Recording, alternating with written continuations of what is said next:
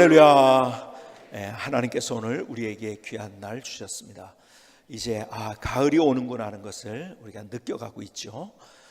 우리가 함께 이 계절에 우리가 주님을 향해 함께 예배드릴 수 있게 된 것, 주님께서 우리에게 주신 은혜인 줄 믿습니다.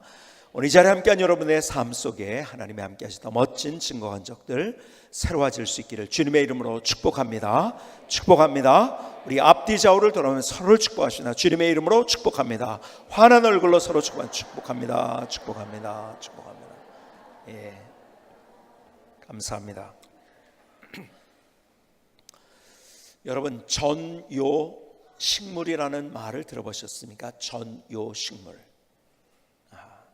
전요식물은 어떤 물건이나 나무 혹은 기둥에 얽고 두르면서 감아 올라가는 그러한 모든 식물을 가르칠 때 전요식물이라고 이야기를 합니다. 그러면 전요식물에는 어떤 종류들이 있을까요? 옛날엔 그게 많이 있었는데요, 요즘은 잘 못 보는 것 같은데 수세미 같은 거, 그렇죠? 그런 식물들, 또 오이, 그 다음에 칡, 또 등나무. 칡 혹은 등나무를 얘기하면 얼른 떠오르는 단어가 혹시 있으십니까? 예? 뭐예요? 야, 역시 수준이 있으시네요.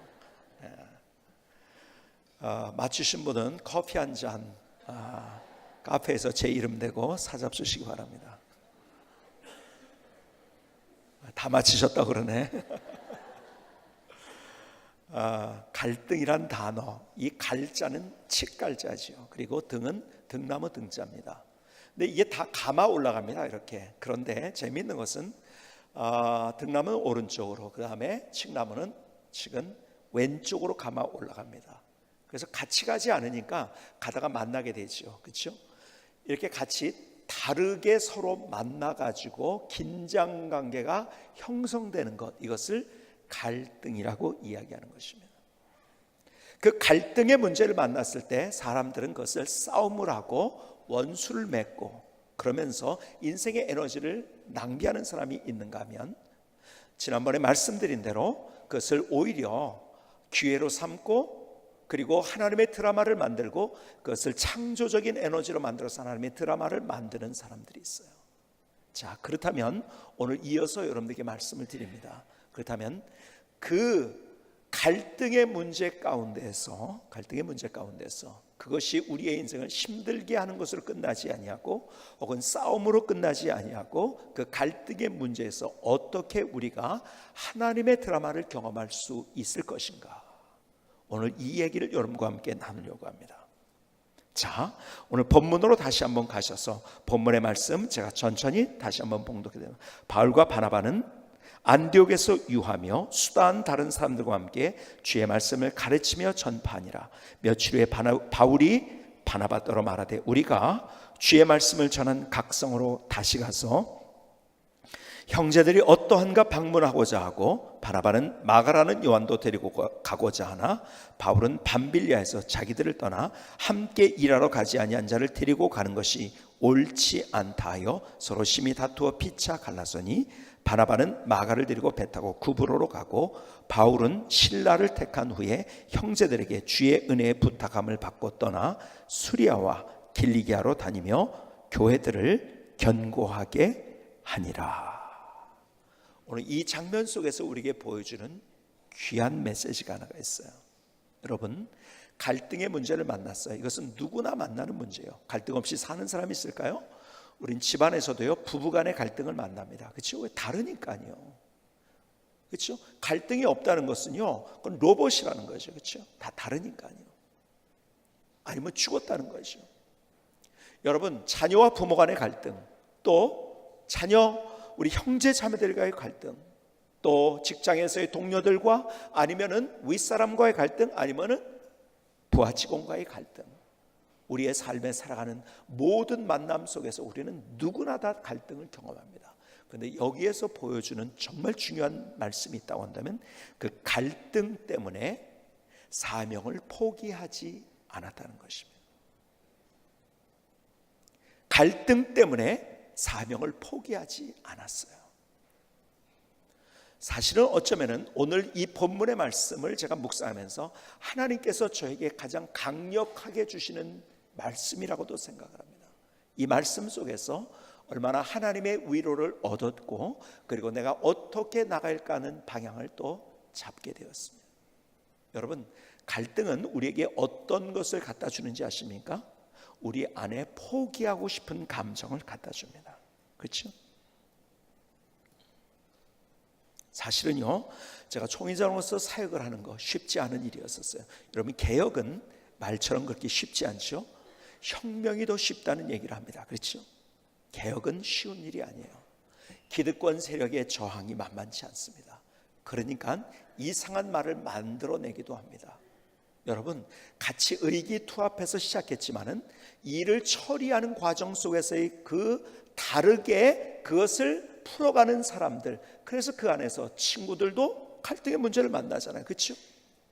여러분, 정말 우리가 죽고 같이 함께 죽고 사는 관계가 된다 할지라도, 그럼에도 불구하고 예를 들어서 같이 의기투합을 해서 어떤 사업을 같이 동업을 하자. 근데 많은 사람이 거기서 갈라집니다. 그렇죠?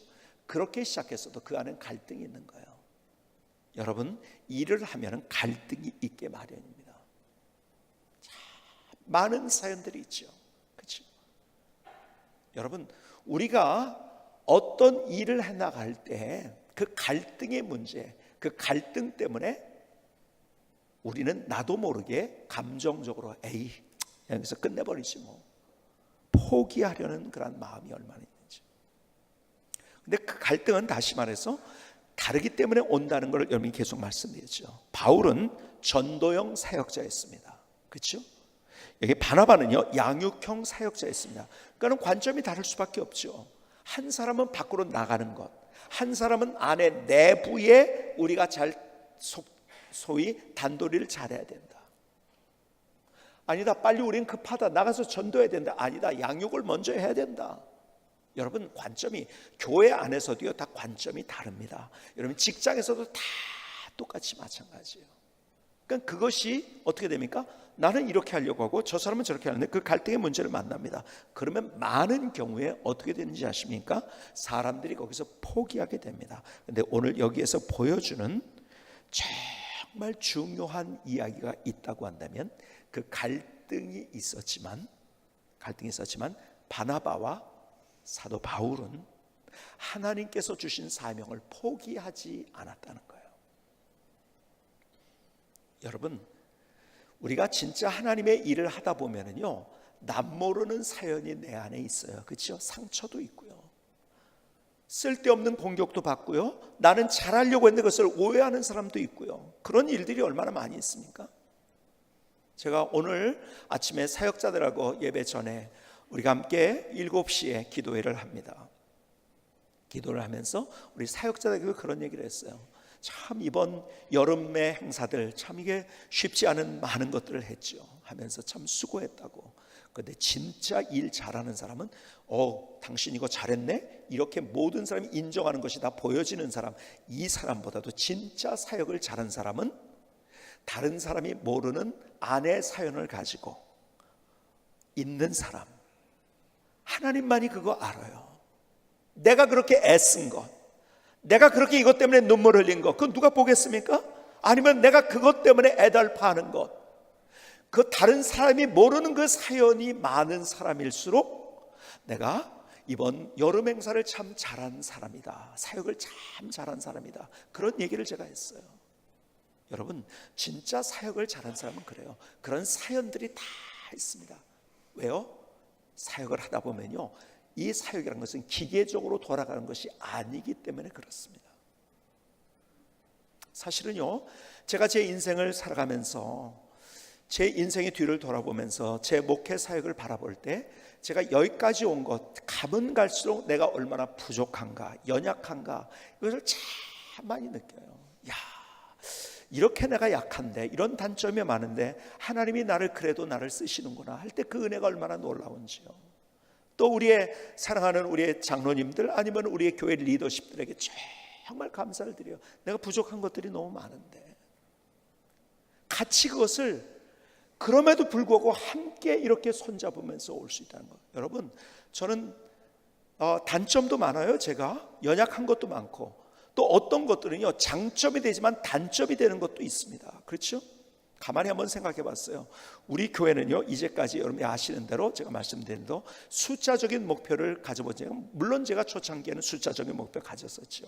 근데 제가 어느 순간에 이 숫자적인 목표로 가면은 이것은 겉에 보이는 것만 있게 된다. 그리고 진짜 교회가 될 수 없다. 이것은 우리가 수치화해서 교회가 보여진다는 것 자체가 이거는 좀 뭔가 문제가 있다. 제가 느끼고서 그 다음부터는 그것을 안 했어요. 근데 가만히 보니까요, 제 단점 중에 하나가 뭔지 아세요? 단점 중에 어느 순간에 그걸 깨닫게 하신 거예요, 하나님이. 제가 잘나가지고서 숫자적인 목표를 안 가진 게 아니더라고요. 그 이면에는 제 단점이 있기 때문에 그렇다고요. 뭔지 아세요? 저는 숫자 계산하는 걸 참 잘 못합니다. 그게 제 단점이에요. 계산을 잘 못해요, 제가. 근데 가만히 보니까 그것이 장점일 수도 있고 단점일 수도 있는데, 하나님께서 어쩌면 그것을 단점을 장점으로 바꿔주셨더라고요. 그러니까 많은 교회들이 어떤 무슨 사업을 하는 것처럼 수치화를 해가지고 막 그렇게 하려다 보니까 거기서 오는 부작용들이 얼마나 많은지요. 정말 우리는 하나님 안에서 어떤 가시적인 것이 보이는, 세상은 높이를 이야기하고 세상은 보이는 것을 이야기하지만 하나님께서는 보이지 않는 것을 이야기하고 높이를 얘기하지 않고 깊이를 얘기하지 않습니까? 그렇죠?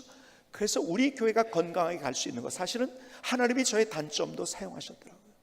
우리 교회의 첫 번째 영성이 뭐예요? 우리가 주구장창 계속 기도하고 이렇게 되길 원하는, 하나님 이러한 우리의 영성의 강물이 흐르게 해주세요. 용서와 용납이에요. 다 다른 우리들이 모여가지고 참 저희 교회 이렇게 보면은요, 우리 성도님들이 얼마나 그렇게 조화를 잘 맞추어서 아름답게 사역을 하는지요. 제가 보면서 너무너무 감동을 해요. 여러분, 만나서 일하다 보면 싸우는 에너지로 끝나버리거든요. 그런데 서로 같이 이렇게 배려하면서 용서하면서 다른 것을 용납하면서 정말 멋지게 시너지를 만들어가는 모습을 볼 때 얼마나 참 감사한지 모릅니다. 저희 부족함에도 불구하고 우리 장로님들과 우리 리더십들이 같이, 제가 부족하면 거기에 그 부족한 것을 메워주시고 이렇게 가니까요, 우리 교회가 건강하게 간 거더라고요. 근데 가만히 보세요. 근데 우리가 살아가면서 상대의 부족한 것, 또 상대의 연약한 것, 나와 다른 방법, 그리고 나와 다른 성향, 그리고 나와 다른 은사, 이런 것들을 만날 때마다 우리는 어떤 문제를 만나면 갈등의 문제를 만나는 거예요. 근데 그 갈등의 문제를 만나면은 우리는 나도 모르게 어떻게 되는지 아세요? 에이, 여기서 그냥 끝내죠. 사실은요, 여러분이 직장 생활도 한번 보시겠습니까? 직장 생활이 왜 여러분이 힘들까요? 가만히 보시면 대부분 일이 힘들어서 힘든 사람은 거의 없습니다. 그렇죠? 제가 많은 직장인 얘기를 듣습니다. 근데 뭐 때문에 힘들죠? 사실은요, 갈등 때문에 힘듭니다. 상사와의 갈등, 아니면은 부하 직원과의 갈등, 아니면은 동료와의 갈등.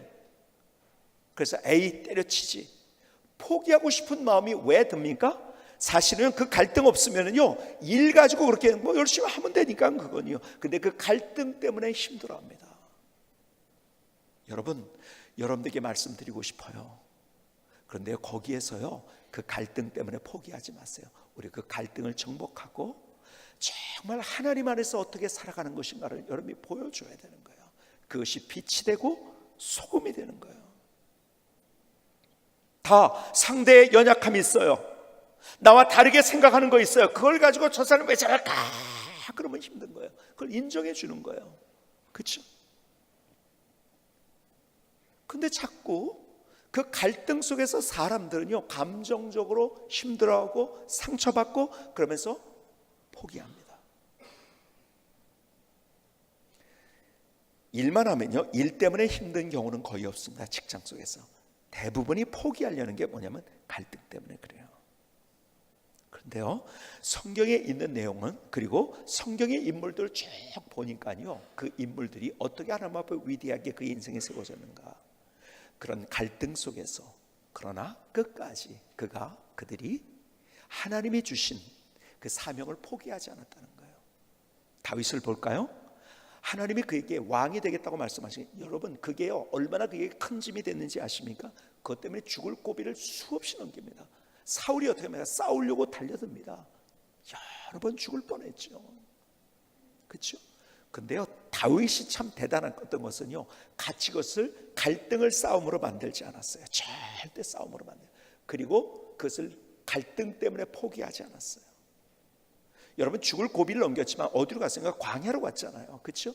얼마나 외롭게, 그렇죠? 거기 가서 죽을 고비도 또 많이 넘기면서 싸워서 이길 수 있는 순간도 있었지만 그는 싸우지 않았어요. 사울과. 그렇죠? 그 갈등의 문제를 그렇게 풀어갔어요. 그러면서 어떤 일까지 벌어졌습니까? 자기를 따랐던 사람들이 있었어요. 근데 그 사람들이 배반하고 떠나갑니다. 여러분 그것보다 심각한 갈등의 문제가 있었을까요? 그런데 거기서 그는 포기하지 않았어요. 그의 표현대로 사망의 음침한 골짜기를 걸어갔지만 그러나 그는 포기하지 않았어요. 하나님이 주신 사명 포기하지 않았어요. 위대한 그의 인생을 살아갈 수 있었던 거예요. 여러분 창세기에 가장 많은 부분을 할애해서 설명한 사람, 그 인생이 누군지 아세요? 그 사람은 요셉입니다. 가장 많은 장 속에 요셉의 거의 절반의 창세기의 많은 부분이 요셉의 이야기로 뒤덮여 있습니다. 근데 보세요, 어떻게 됐습니까? 형들의 미움을 받아가지고 형들과의 갈등, 그렇죠? 갈등의 문제 때문에 얼마나 힘들었을까요? 그때 이게 웬일입니까? 형들에게 죽을 뻔하다가 팔려가지고 미디안 상에 팔려서 어디로 갑니까? 애굽으로 가잖아요. 근데 뭘로 간 거예요? 노예로 간 거예요. 거기에서 인간관계의 갈등 생활. 여러분 요셉은 똑똑한 사람이었었어요. 그렇죠? 아주 실력 있던 사람이었었어요. 그런데 자기 노예라고요, 정말 막무가내로 밀어붙이면서 인격적인 모독을 주는 얼마나 수많은 사람들이 있었을까요? 그렇죠? 그 장면, 그의 인생 속에 깊이 들어가서 한번 그 장면을 그려보면 마음이 찡해요. 얼마나 힘들었을까? 문화도 다른 곳에서, 부모님을 떠나서, 그렇죠? 아무도 알아주는 사람이 없는 그곳에서 인격적인 모독을 당하면서 그 인간과의 갈등, 자기는 노예로 살 사람이 아니에요. 근데 노예로 살면서 당하는 그 인간적인 그런 갈등들 얼마나 많이 있었을까요? 그렇죠? 마침내는 자기가 그렇게 열심히 잘해가지고서 보디발 장군의 총무가 됐지만은, 집안의 총무가 됐지만 오해받아가지고 감옥에 가는 수없는 음모 갈등. 그런데요, 요셉이 거기에서 포기하지 않았다는 거예요. 오늘 하나님께서 이 사도행전을 통해서 이 마가의 스토리 때문에, 마가의 스토리를 우리가 같이 계속 엮어가고 있는데요, 그 마가 때문에 갈등이 시작됐어요. 그렇죠? 그리고 마가 때문에 자기가 가지고 있는 자기의 은사들이 있었어요. 그리고 자기의 성품이 있었어요. 그리고 자기의 문제를 풀어가는 방법이 있었어요. 이것이 부딪혀 버린 거야. 근데 그 갈등 때문에 바나바와 바울은 자기들의 사역을, 하나님이 주신 사역을, 사명을 포기하지 않았다는 거예요. 한번 따라해 봅시다. 같이. 갈등 때문에 사명을 포기하지 말자. 갈등 때문에 우리가 포기해서는 안 돼요.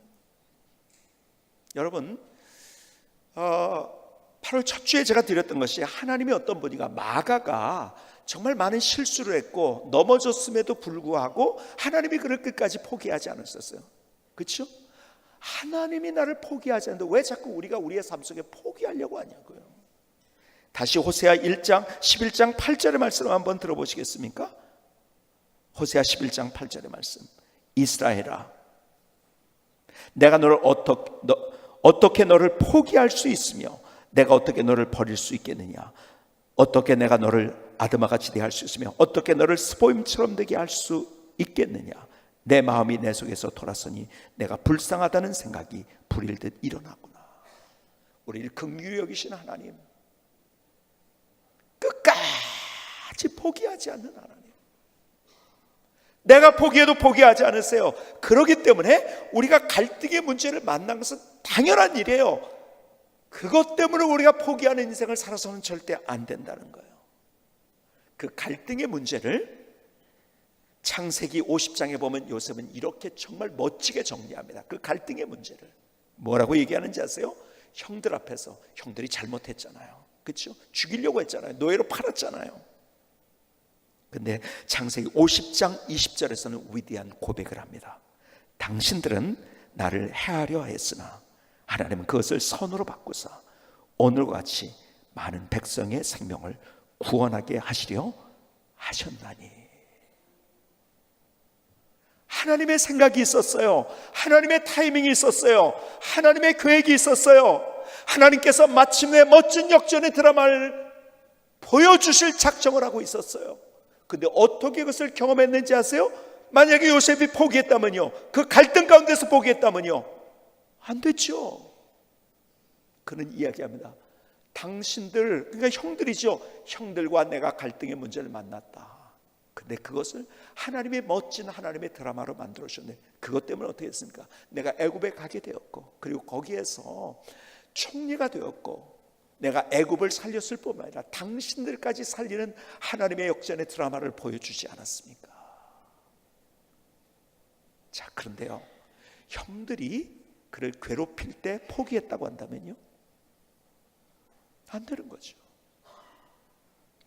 이제 노예로 잡혀갔다고요. 그 갈등 가운데서 사람들과 인간과의 갈등, 내가 왜 이런 꼴을 당했는데 거기서 포기했다면요, 안 되는 거였죠. 수많은 오해와 갈등 속에서 그는 포기하지 않았어요. 그리고 그의 인생에 하나님이 누구신가를 경험할 수 있었던 거예요. 여러분, 제가 모던 타임스라는 책을 읽으면서 많은 인사이트를 얻었어요. 폴 존슨이라는 사람이 쓴 책을 여러분에게 말씀드린 적이 있어요. 그리고 거기에서 히틀러, 또 무솔리니, 또 스탈린을 어떻게 표현했는지 이런 얘기들도 여러분에게 드렸었고요. 이 책을 읽고 많은 인사이트를 얻었는데 보니까 그 다음에 이분이 쓴 책 하나가 있더라고요. 미국인의 역사라는 책이에요. 이분이 책을 한 번 쓰면 아주 그냥 굉장히 두꺼워가지고서 한 권으로 못 만들어서 그걸 두 권으로 만드는 책을 꼭 쓰더라고요. 모던 타임스도 그렇고요. 미국인의 역사도 그렇고요. 그래서 제가 그때 너무 많은 인사이트를 얻어서 미국의 역사를 사서 읽어봤어요. 읽어보는데요, 이 1권에서 초창기 미국의 역사를 다루는데 메이플라워를 타고 온 다음에 그래서 신대륙으로 사람들이 몰려오면서 그 나라가 세워지는 그런 장면들을 쭉 하는데 거기에서 그 사람이 정말 중요하게 생각했던 두 사람이 있었어요. 거기 보니까 두 사람을 꼽았는데 그 중에 한 사람이 로저 윌리엄스라는 사람이에요. 여러분께 로저 윌리엄스라는 사람을 말씀드린 적이 있어요. 이 사람이 누구죠? 미국의 최초로 침례교회를 만든 사람입니다. 근데 어떻게 침례교회를 만들게 됐는가? 여러분의 설명을 드린 적이 있는. 이 사람이 영국에서 이제 미국으로 온 거죠. 그리고서 보니까요, 이게 정교 분리가 되지 않은 거예요. 정치와 종교, 이 교회가 분리가 되지 않아 가지고요, 이거 분리돼야 된다, 같이 가면 안 된다, 이걸 강력하게 주장했어요. 여러분, 이것이 같이 가면 어떤 일이 벌어진지 아십니까? 사실은요, 개혁자 칼뱅도요, 권력과 같이 가다가 사람을 막 사형을 시키고 해서 잘못하는 그런 길로 갔던 것이 있었어요. 이게 분리가 돼야 되는 거예요. 아니면은 그 권력에 아부하면서 교회가 간다고 하면 교회로서 역할을 또 못하는 거예요. 이건 철저하게 분리가 돼야 돼요. 그래야지 제대로 된 우리의 믿음을 지켜나갈 수 있는 거예요. 그렇죠? 중국의 교회는요, 분리가 된, 국가에서 다 교회를 소유하고 있잖아요. 그러니까 거기에서 지하교회들이 만들어지고 그런 역사들이 있지만요, 철저히 이건 분리가 돼야 된다. 근데 같이 갔어요. 그거 좋거든요. 그냥 서로 좋은 게 좋다고. 그래서 정교가 분리해야 된다. 두 번째는 이 아메리칸 인디언들의 땅을 함부로 수탈해서는 안 된다. 여러분, 미국에 갔던 개척자들이요, 아메리칸 인디언들의 그 원주민들의 땅을 함부로 수탈한 거예요. 이거 돈 주고 사야 된다, 우리가 줘야 될 것을 페이하고 사야 된다, 이거 주장하다가요 본국으로 보내가지고 감옥에 보내자고 한 거예요. 그냥 본국을 송환해가지고. 여러분, 그 당시에 그렇게 주장하다가 이것이 얼마나 힘들었을까요? 그 갈등의 문제, 사람들이 손가락질합니다. 완전히요 그냥 속된 표현으로 미친 사람 취급합니다. 기가 막힌 일이죠. 정말 자기는 하나님의 뜻이 이거라고 생각하는데 그것 때문에 얼마나 많은 갈등의 문제를 겪었는지요. 사람들에게 무참하게 어떤 인격적인 모독당합니다. 네? 그리고 공격을 당합니다. 결국 어떻게 쫓겨갔어요? 어디로? 로드 아일랜드로 쫓겨갔어요. 그래서 거기에서 쫓겨간 다음에 최초로 침례교회를 거기서 만든 거예요. 1639년에. 그리고 나가지고 로드 아일랜드를 갖고 가는데 거기에 사람들과 함께 그 법을 만든, 로드 아일랜드 법을 정교 분리가 완벽하게 된 헌법을 만들었어요. 그 주의 헌법이죠. 그리고 마침내 미국이 독립하면서 헌법을 만드는데, 미국이 독립하면서 세계 사회에 준 두 가지 굉장히 중요한 기여가 있었어요. 미국 그 헌법, 소위 말해서 합중국이라고 하죠. 주가 같이 합해가지고서 한 나라를 만든 거니까요. 나눠졌던 각자의 법이 있었는데 미 합중국법, Federal Constitution을 만들면서 거기에 세계 최초로 대통령제를 만들었어요. 그리고 두 번째, 정교 분리가 된 헌법을 최초로 만들었어요. 이게요 바로 로저 윌리엄스라는 사람에 의해서 사실은 그렇게 흘러간 거예요. 그리고 사실은 미국의 메인스트림은 처음에 제가 말씀드린 대로 초창기 우리나라의 선교가 될 때만 해도 감리교가 제일 컸고 그 다음에 장로교가 컸습니다. 그래서 그렇게 하다가 여러분, 미국이 계속적으로 이 교회들이 줄어들고 교인들이 줄어들 때 부흥됐던 유일한 교단이 있어요. 어디냐면 침례교회예요.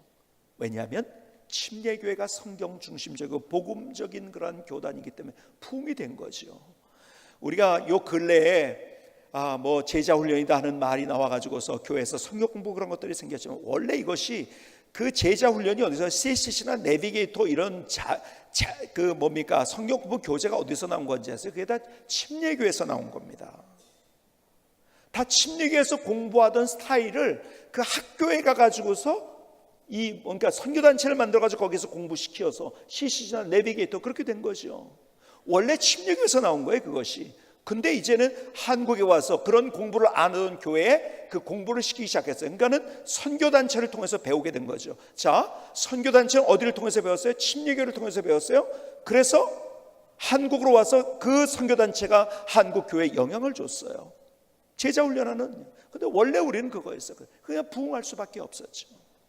말씀드린 대로 지금 보니까는 감리교회가 두 번째로 큰 교단인데 침례교회가 제일 크고요, 미국에서. 근데 딱 2배의 교세를 가지고 있어요. 왜요? 줄어들지만 여긴 늘어납니다. 왜요?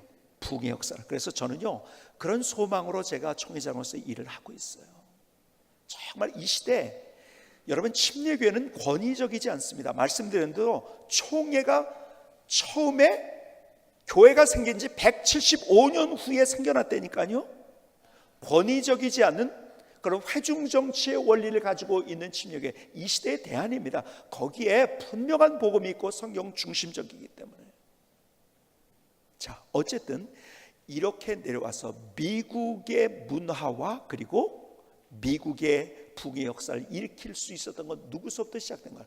로저 윌리엄스라는 사람부터 시작된 거예요.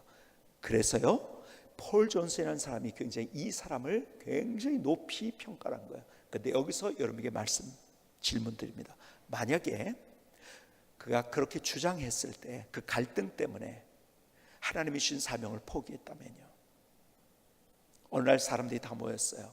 그 사람을 향해서 손가락질하면 집중 포화를 합니다. 그 갈등, 사람들의 갈등, 혼자 외톨이가 됐어요. 그래서 포기했다면요,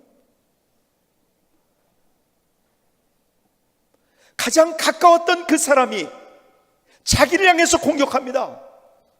야, 이 사람 먼저 나한테 이렇게 해? 그럼 만약에 거기에서 로저 윌리엄스가 포기했다면요? 그 역사가 일어났을까요?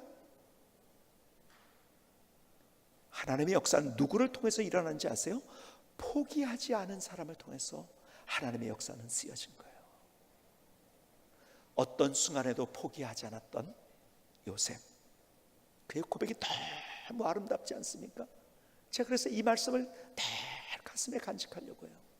창세기 50장 20절의 말씀을 다시 한번, 당신들은 나를 헤아려 했으나 하나님은 그것을 선으로 바꿔서 오늘같이 많은 백성의 생명을 구원하게 하려 하셨나니. 여러분, 직장에서 갈등의 문제를 포기하지 맙시다. 여러분, 가정에서 마찬가지예요. 여러분, 일터에서 마찬가지예요. 여러분의 사역의 현장에서 마찬가지예요. 우리는 갈등의 문제를 만납니다. 어떨 때는 그것이 하루에도 그 갈등의 문제 때문에요 번민하며, 어떨 때는 밤잠을 못 자고 밤을 새얗게 지새는 날이 있을지 모르겠어요. 혼자 그것 때문에 뒹굴지 모르겠어요. 그것 때문에 어쩔 줄 몰라 하면서 그 갈등의 문제 때문에 눈물을 흘릴지 모르겠어요. 그런데 주님께서 오늘 말씀하세요. 뭐라고요? 뭐라고 말씀하십니까? 갈등 가운데서 포기하지 말라는 거예요. 오늘 하나님께서 저 옆에 있는 사람을 통해서 하나님의 역사를 이루길 원하지 않으세요. 바로 나를 통해서, 여러분 통해서 그 역사를 이루길 원하신다고 말씀하시는 거예요. 어떻게 그 하나님의 드라마를 경험할 수 있는가? 포기하지 않을 때, 포기하지 않을 때. 하나님 포기하지 않았어요. 김승희 선교사님의 찬양을 들으시겠습니다.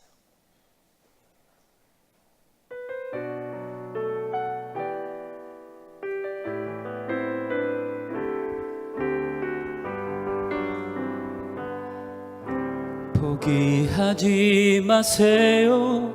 갈등과 싸움은 언제나 우리 곁에 존재합니다.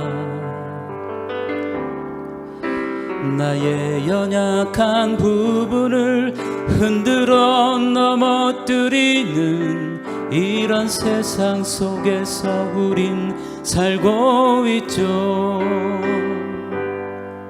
그 속에서 하나님을 만나세요. 주님께서 주신 사명으로 사는 인생 포기하지 마세요. 새로운 드라마를 만들어요. 믿음으로 창조적인 인생을 만들어요. 포기하지 마세요. 갈등과 싸움은 언제나 우리 곁에 존재합니다.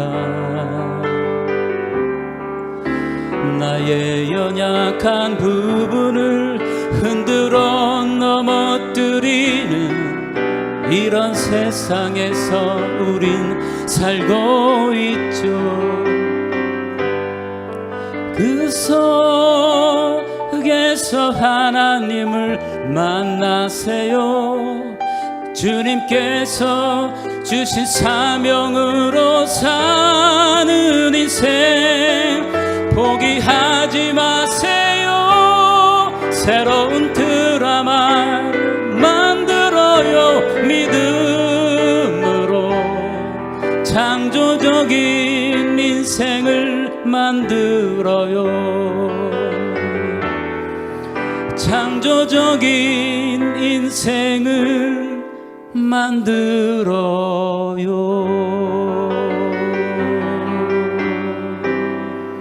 아멘. 하나님, 나의 고백, 나의 결단입니다. 나의 마음의 확정을 주님 앞에 드립니다. 나를 받아 주시옵소서. 하나님 감사합니다.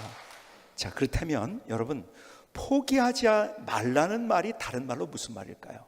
포기하지 말라는 말, 그것은 다른 말로 얘기하면 인내하라는 겁니다. 성경은 계속 우리에게 인내를 얘기하고 있어요. 믿음이 뭔지 아세요? 인내예요. 사랑이 뭔지 아세요? 오래 참는 거예요. 인내하는 거예요. 그렇죠? 소망도 기다리고 인내하는 거예요. 믿음, 소망, 사랑이 가지고 있는 중요한 그 안의 캐릭터는 인내입니다. 그렇죠?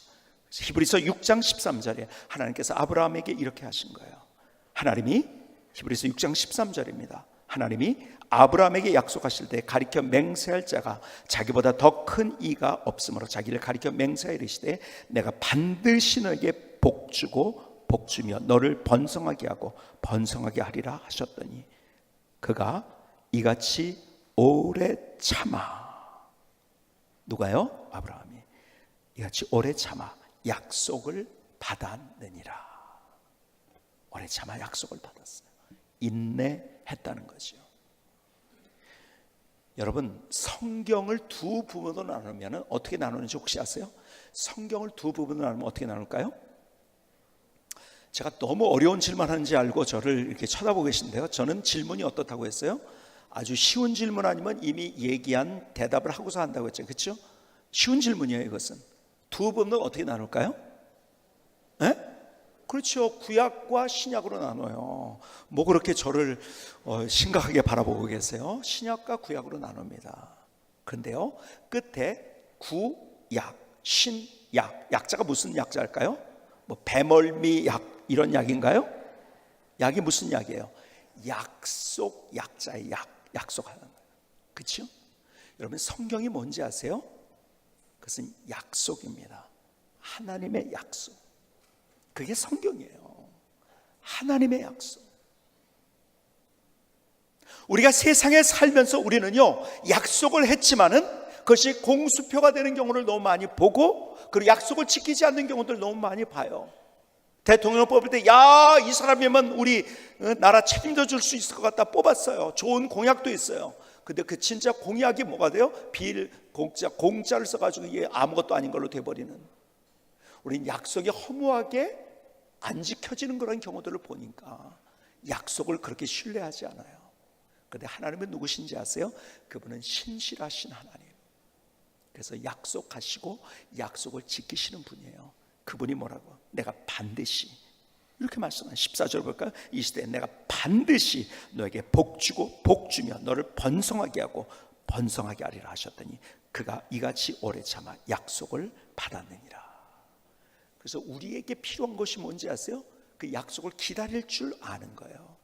포기하지 말고 인내하는 거예요. 근데요, 그 인내를 사람들은요, 이를 악물고 어떻게 하는 내 노력이라고 생각을 해요. 여러분, 그래서 인내를 못하는 거예요. 여러분, 이 악물고 인내하면요, 어금니 다 나갑니다. 그게 아니에요. 여러분, 하나님이 그렇게 할 수 있는 힘과 은혜를 우리에게 주신다는 거예요. 참, 나는 얼마나 연약한지요. 그렇게 할 수 없어요. 근데 하나님이 그 힘을 주셔서 내가 인내하고 포기하지 않게만.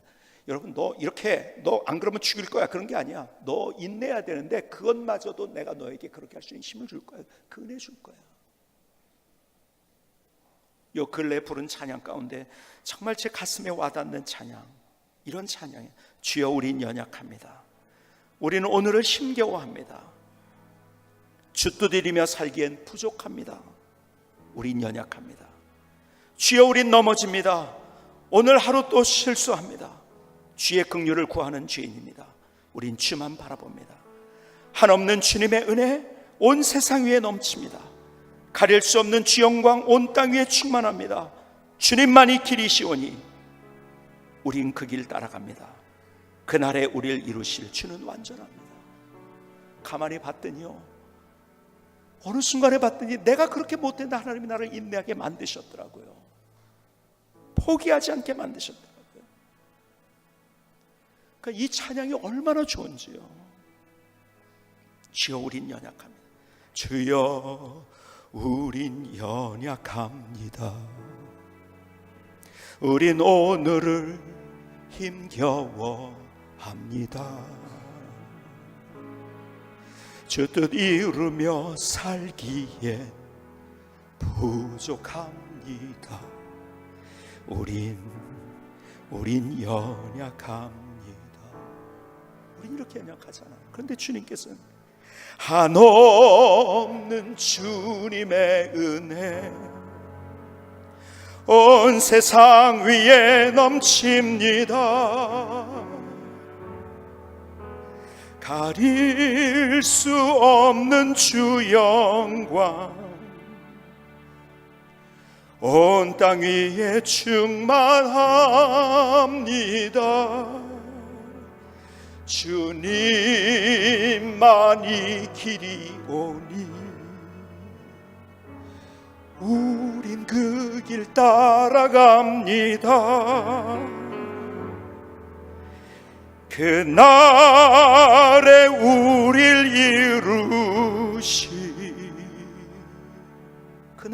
이루시 주는 완전합니다.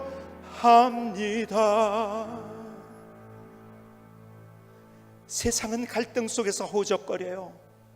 우리에게 얼마나 상처를 주는지요. 잠 못 이루게 하고요. 그래서 사람들은 포기하려고 합니다.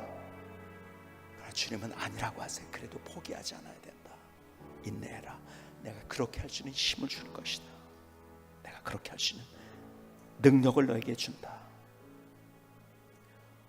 오늘 누구에게 주는 이야기가 아니라 바로 나에게 주시는 주님의 음성을 들을 수 있기를 주님의 이름으로 축복합니다. 기도하시겠습니다.